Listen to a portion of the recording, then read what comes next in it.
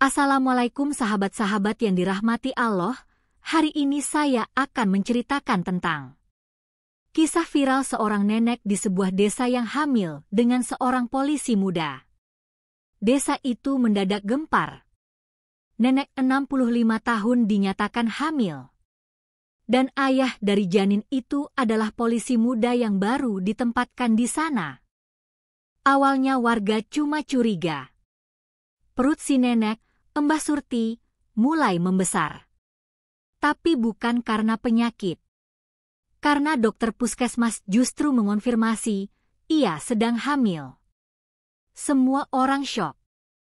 Karena usia Mbah Surti sudah 65 tahun. Suaminya sudah meninggal 15 tahun lalu. Tapi tubuhnya masih kuat. Lincah. Bahkan masih bisa mencangkul ladang setiap pagi. Yang bikin heboh bukan cuma kehamilannya. Tapi siapa ayah dari anak itu? Desas-desus mulai beredar. Warga melihat Mbah Surti sering kedapatan duduk lama di pos polisi desa. Ngobrol lama dan tertawa-tawa dengan seorang polisi muda, Bribda Tama, polisi ganteng yang baru 6 bulan ditempatkan di situ. Malam-malam, warga juga sering melihat motor dinas berhenti di depan rumah Mbah Surti. Tapi begitu disorot senter, motor itu langsung kabur. Dan puncaknya, Bribda Tama menghilang dari desa tanpa pamit. Kabarnya dipindahkan mendadak.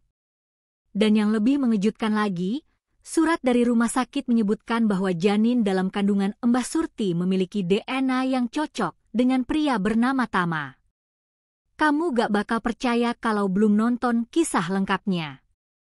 Karena ternyata, ada rahasia masa lalu yang menyatukan mereka. Dan semua itu, baru terbongkar saat Mbah Surti melahirkan. Gimana kelanjutannya? Tonton video ini sampai akhir, like dan subscribe ke channel ini sangat membantu serta menghibur dan menjadi amal jariah bagi kita semua. Desa Sukajati mendadak gaduh. Siang itu, suara ibu-ibu berdesakan di warung Buati, membicarakan satu hal yang belum pernah terjadi sepanjang sejarah dusun kecil itu berdiri. Mbah Surti, hamil. Wong umurnya udah kepala 6, embok. Mosok bisa ngisi lagi? Lah itu, bidan desa sendiri yang ngomong. Nama Mbah Surti tiba-tiba jadi bahan bisik-bisik setiap mulut di desa. Perempuan tua berusia 65 tahun itu, yang tinggal di rumah panggung dekat sungai, dikenal rajin, periang, dan jarang sakit. Sejak suaminya meninggal 15 tahun lalu, Mbah Surti hidup sendirian. Tak punya anak. Hanya ditemani 2 ekor ayam dan 1 radio tua yang masih bisa memutar lagu keroncong. Namun semua berubah 2 hari lalu, saat perut Mbah Surti mulai membesar tak wajar. Ia pikir itu masuk angin atau usus buntu. Tapi ketika diperiksa ke puskesmas, bidan desa hanya bisa menatap layar ultrasonografi dengan mata membelalak. Ada detak jantung bayi di sini, Mbah, kata Bu Fitri, bidan yang menggigil sambil mencetak hasil foto. Detak jantung bayi dalam tubuh seorang wanita 65 tahun. Kabar itu meledak seperti petasan di malam tahun baru. Para warga mulai mendatangi rumah Mbah Surti bukan untuk menjenguk, tapi untuk melihat dengan mata sendiri apakah perutnya memang membuncit seperti cerita orang. Mbah Surti hanya duduk di kursi kayu depan rumah, diam dan menunduk. Wajahnya datar. Tapi matanya menyimpan sesuatu yang tak bisa ditebak.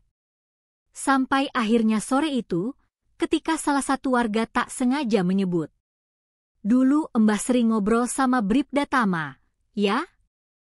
Sekarang kok malah hamil? Beberapa orang langsung terdiam. Nama Bribda Tama mulai terdengar.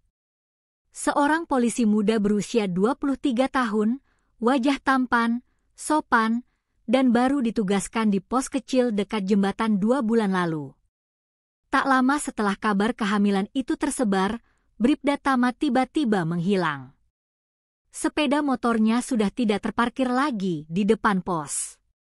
Ruang tidurnya kosong. Dan atasannya mengatakan ia dipindahkan ke kota tanpa alasan jelas. Itu membuat warga semakin penasaran. Terutama ketika Mbah Surti, saat ditanya siapa ayah dari anak yang dikandungnya, hanya menjawab dengan satu kalimat pendek. Saya gak pernah lupa wajah orang yang bersujud minta restu di tengah hujan malam. Malam itu hujan turun deras. Jalanan becek dan berlumpur, angin menampar pohon pisang hingga daunnya robek. Di tengah pekatnya malam, tak ada seorang pun warga yang berani keluar rumah.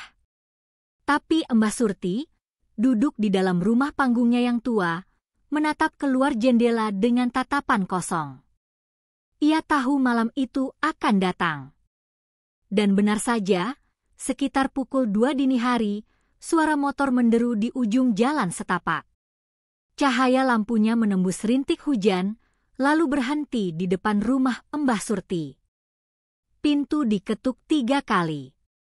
Pelan, namun mantap. Mbah Surti membuka pintu.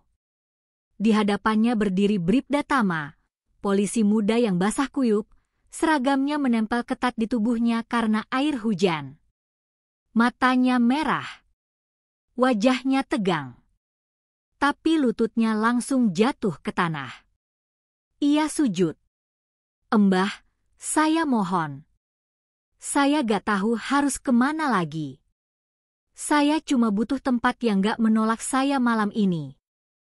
Mbah Surti hanya memandang, membeku di ambang pintu.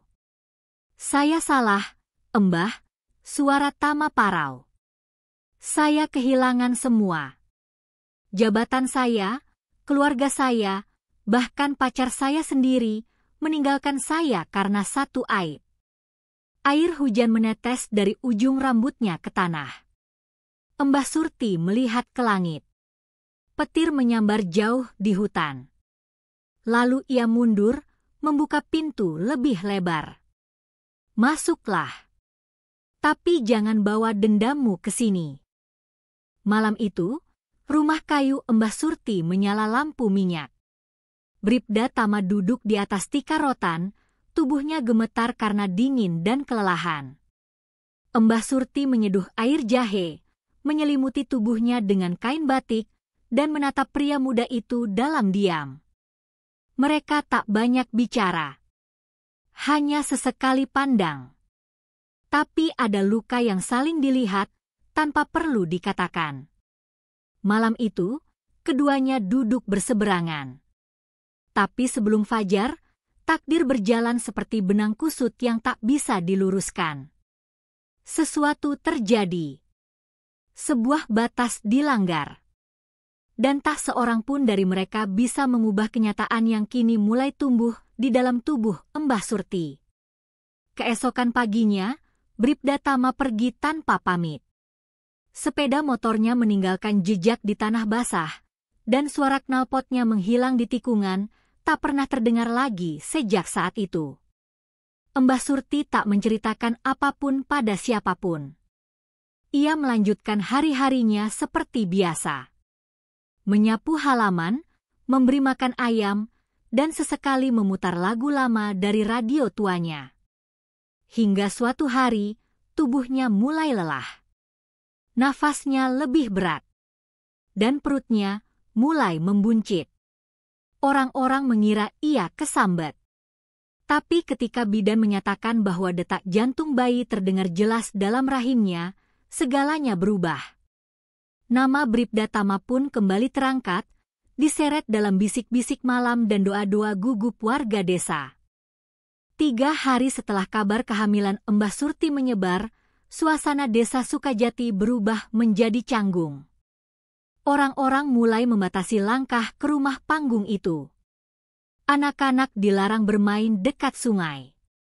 Dan setiap kali Mbah Surti melewati jalan, ada mata yang memandang tanpa kata, penuh tanya, heran, bahkan jijik. Namun yang paling mengusik adalah diamnya para aparat desa.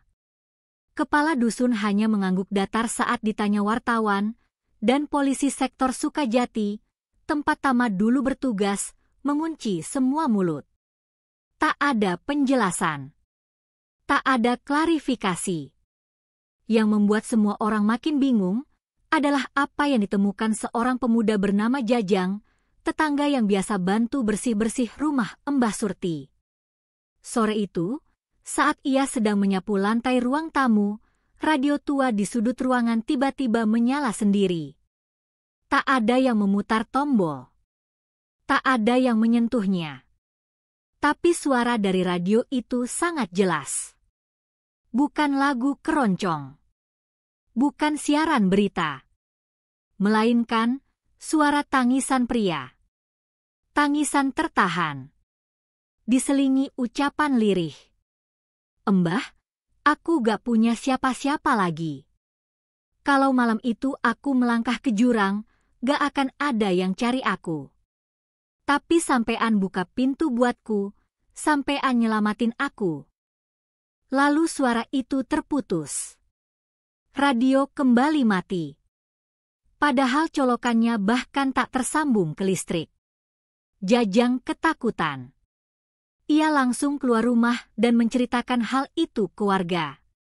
Tapi warga tak tahu harus percaya atau tidak. Namun bagi Mbah Surti, itu bukan hal baru. Sejak malam itu, suara Bribda Tama memang sering muncul dari radio itu. Kadang hanya berupa bisikan.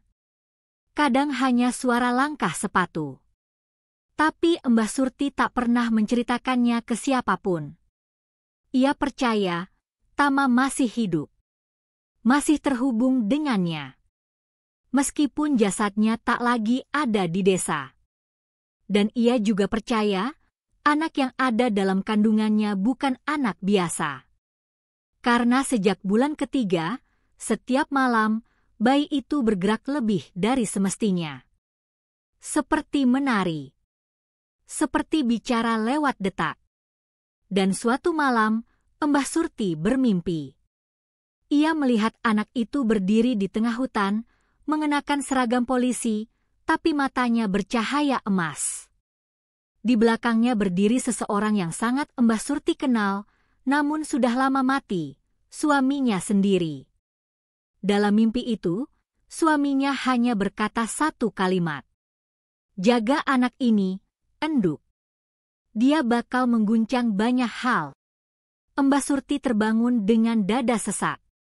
Tapi sejak malam itu, ia tak pernah merasa sendiri lagi. Pukul 1 dini hari, rumah panggung itu masih terang. Lentera minyak menyala di sudut kamar. Mbah Surti duduk di dipan bambu, mengelus perutnya yang kini membesar. Di luar, angin menggesek pepohonan. Suaranya seperti bisikan ratusan mulut yang tak terlihat. Malam-malam terakhir ini terasa aneh. Terlalu banyak orang datang, tapi bukan dari desa. Ada yang mengetuk pintu tanpa suara. Ada yang berdiri jauh di tepi sungai, hanya menatap rumah itu dalam diam. Sosok-sosok asing yang tak dikenal wajahnya, tapi terasa seperti tahu segalanya. Mbah Surti tahu, ia tak sedang menghadapi sekadar kehamilan biasa. Dan malam itu, ia mendengar langkah kaki, langkah bersepatu dinas. Ia membuka pintu perlahan, dan di sana berdiri Bribda Tama. Tubuhnya kurus, wajahnya pucat, tapi seragamnya masih lengkap. Ia menunduk, memandangi perut Mbah Surti yang membuncit. Anak itu masih hidup ya, Mbah? Air mata Mbah Surti jatuh begitu saja. Masih. Dan dia nunggu kamu. Bribda Tama menatap rumah itu sebentar, lalu bicara lirih. Saya gak bisa lama. Saya cuma dikasih waktu sebentar malam ini. Mbah Surti mengangguk. Ia tahu. Tama tak sepenuhnya manusia lagi. Malam itu, tanpa banyak bicara, ia mengemas beberapa pakaian, menyimpan semua dokumen penting, lalu menyerahkan sebungkus kantong kain yang dibungkus dengan doa-doa leluhur. Isinya, benda-benda warisan keluarga yang hanya boleh diwariskan pada darah penerus. Antarkan aku keluar dari desa ini, Tama, bisik Mbah Surti. Tanpa suara mesin motor, tanpa cahaya lampu, mereka berjalan menembus malam. Langkah mereka menyusuri pinggiran hutan, melewati jalan tikus yang hanya diketahui para petani tua. Dan dari kejauhan, terlihat satu cahaya kuning keemasan menyala dari atas bukit. Sebuah rumah kayu tua, jauh dari pemukiman, tapi terlihat hidup. Di sana, seseorang telah menanti. Perempuan tua lainnya, berambut putih panjang, berdiri di depan rumah sambil membawa lentera. Selamat datang, Surti. Kau akhirnya kembali ke tempatmu. Mbah Surti melangkah perlahan. Ia memeluk perempuan itu, lalu menoleh ke belakang. Bribda Tama sudah tak ada. Yang tertinggal hanyalah topi dinasnya yang tertancap di pagar kayu. Langit di atas bukit berubah kelam. Awan menggulung perlahan, membawa kabut tipis yang turun menelusuri pepohonan. Di dalam rumah kayu tua itu, Mbah Surti rebah di atas tikar pandan, peluh membasahi dahinya, tangan meremas kuat ujung selimut. Napasnya terengah. Tubuhnya kelelahan. Namun matanya masih menyala. Penuh tekad. Perempuan tua berambut panjang yang menyambutnya tadi duduk di sampingnya. Namanya Nimurni, tabib terakhir dari garis perempuan penjaga bukit. Ia memegang tangan Mbah Surti, berdoa dalam lirih sambil membakar kemenyan yang menguar aroma akar dan bunga hutan. Di luar, angin membawa suara-suara aneh. Suara anak-anak tertawa. Suara air mengalir dari arah yang tak ada sungai. Suara genderang, seolah dari dasar bumi. Tanda-tanda telah tiba. Anak yang dikandung Mbah Surti bukan sekadar bayi, tapi titisan. Hasil dari penyatuan dua jiwa yang tak seharusnya bersatu, seorang lelaki yang pernah nyaris bunuh diri, dan perempuan tua yang mewarisi darah pelindung zaman. Jangan takut, Surti, bisik Nimurni. Anak ini akan melihat dunia, tapi bukan dunia seperti kita dulu mengenalnya. Tepat saat itu, petir menyambar. Dan tangis bayi memecah malam. Tangis itu tidak seperti bayi biasa. Suaranya bergema hingga ke dasar hutan. Hewan-hewan mendadak sunyi. Kabut mundur.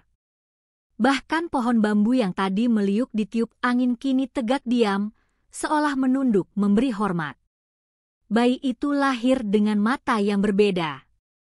Satu matanya berwarna hitam pekat, satu lagi berkilau seperti emas. Nimurni membungkus tubuh mungil itu dengan kain pusaka, lalu menyerahkannya kepada Mbah Surti yang kini menangis dalam pelukan luka dan haru. Namun di saat yang sama, di desa bawah, tepat di pos polisi yang kini kosong, lampu menyala sendiri. Telepon meja berdering padahal kabelnya tercabut. Dan di atas meja, topi Bribda Tama yang hilang, tiba-tiba basah seperti baru dipakai. Malam itu, seluruh desa merasa gelisah. Bayi yang lahir di bukit sepi itu bukan hanya anak Mbah Surti. Ia adalah pesan. Dan ketika pagi datang, bersama kabut yang mulai terangkat, seekor burung hitam besar melintas di langit, menandai bahwa sesuatu telah berubah. Dunia tak lagi sepenuhnya milik yang terlihat. Pagi itu, mentari tak sepenuhnya terbit. Langit hanya memancarkan cahaya samar, seolah malu menembus hening yang menyelimuti desa Sukajati. Tapi di bukit sunyi tempat bayi itu dilahirkan, daun-daun bergetar pelan, dan aroma bunga liar merekah lebih awal dari biasanya. Mbah Surti duduk di beranda rumah tua itu, menggendong bayinya yang tertidur pulas. Tubuh mungil itu tampak damai, namun kulitnya seolah memancarkan kehangatan aneh yang membuat udara sekitar terasa lebih hidup. Beberapa serangga hutan mendekat, hinggap di pagar rumah, dan menatap seolah menyapa. Nimurni datang membawa semangkuk air jahe hangat. Malam tadi, 3 penjaga hutan datang dalam wujud bayangan. Mereka hanya berdiri, tak bicara apapun. Tapi setelah mereka pergi, seluruh hewan berhenti berkeliaran. Semuanya diam, seperti tunduk. Mbah Surti menatap bayinya. Ada getaran halus dari tubuh anak itu setiap kali ia menyentuh tanah. Bahkan, saat jemari mungilnya menyentuh lantai bambu, akar-akar kecil tumbuh di sela anyaman. Aku belum beri nama, gumam Mbah Surti lirih. Namanya sudah tertulis sebelum ia lahir, ucap Nimurni sambil membuka gulungan kain pusaka yang ia bawa sejak malam kelahiran. Di dalamnya, terdapat potongan tembaga tipis dengan ukiran kuno. Raga Tama Jiwa. Maksudnya, tanya Mbah Surti. Raga dari Tama, jiwa dari para leluhur. Anak ini bukan hanya anakmu, Surti. Dia adalah keseimbangan yang selama ini dunia kita cari. Di bawah bukit, warga desa mulai merasakan hal-hal aneh. Sumur yang kering sejak kemarau tiba-tiba melimpah. Ladang yang gagal panen, kini tumbuh tunas baru. Tapi di sisi lain, banyak mimpi buruk mulai menghantui anak-anak. Mereka menggambarkan seorang bayi bermata emas, berdiri di tengah hutan, memegang tongkat dan dikelilingi binatang. Beberapa orang mulai menyebutnya anak dari 2 dunia. Di malam hari, suara tangisan bayi kadang terdengar hingga ke desa, padahal jarak rumah kayu itu cukup jauh. Tapi bukan tangisan menyayat. Lebih seperti nyanyian panjang yang menggema dalam mimpi, membawa rasa cemas yang tak bisa dijelaskan. Dan di malam ke-7 setelah kelahiran, sebuah bayangan tinggi menjulang muncul di bawah pohon beringin tua dekat jembatan desa. Sosok berjubah gelap itu tak bicara, hanya berdiri mematung, membawa tongkat dari tulang. Warga yang melihatnya jatuh pingsan. Keesokan paginya, di pagar rumah kayu tempat Mbah Surti tinggal, tergantung seuntai daun kering dengan 1 ukiran. Kami datang menjemput. Sudah saatnya ia tahu siapa dirinya. Malam itu angin tak berhembus. Hutan tak berdesah. Bahkan jangkrik enggan bersuara. Rumah kayu di puncak bukit yang biasanya hangat oleh suara nyanyian bayi kini sunyi total. Lentera minyak padam sendiri meski tak kehabisan sumbu. Dan langit dipenuhi gugusan bintang yang membentuk lingkaran sempurna di atas rumah itu. Mbah Surti duduk memeluk bayinya erat. Bayi itu tak menangis, tak tertawa. Hanya terdiam dengan mata terbuka, menatap pintu depan yang perlahan membuka sendiri. Siluet tinggi berjubah gelap berdiri di ambang pintu. Rambutnya putih panjang menyentuh tanah. Di tangannya tergenggam tongkat yang terbuat dari tulang, ujungnya menyala lembut seperti bara. Sosok itu melangkah masuk. Langkahnya tak bersuara, namun setiap kali kakinya menyentuh lantai, kayu bergetar pelan, seperti berbisik. Di belakangnya, muncul 3 sosok lain, 1 bertubuh kecil bersayap, 1 membawa kendi emas, dan 1 lagi tak punya wajah, hanya bayangan kabut yang menyaru manusia. Kami bukan datang untuk mengambil, ujar sosok berjubah. Suaranya tak keras, tapi menggema ke seluruh ruangan. Kami datang untuk mengingatkan. Anak ini tidak bisa tumbuh hanya sebagai manusia. Mbah Surti menatap mata bayi itu. Ada sinar aneh di dalamnya, seperti pusaran langit dan bumi yang saling bertabrakan. Ia tahu sejak awal, sejak kehamilan itu datang, bahwa ia hanya wadah pelindung. Tapi hatinya sudah terlalu terikat untuk bisa melepas.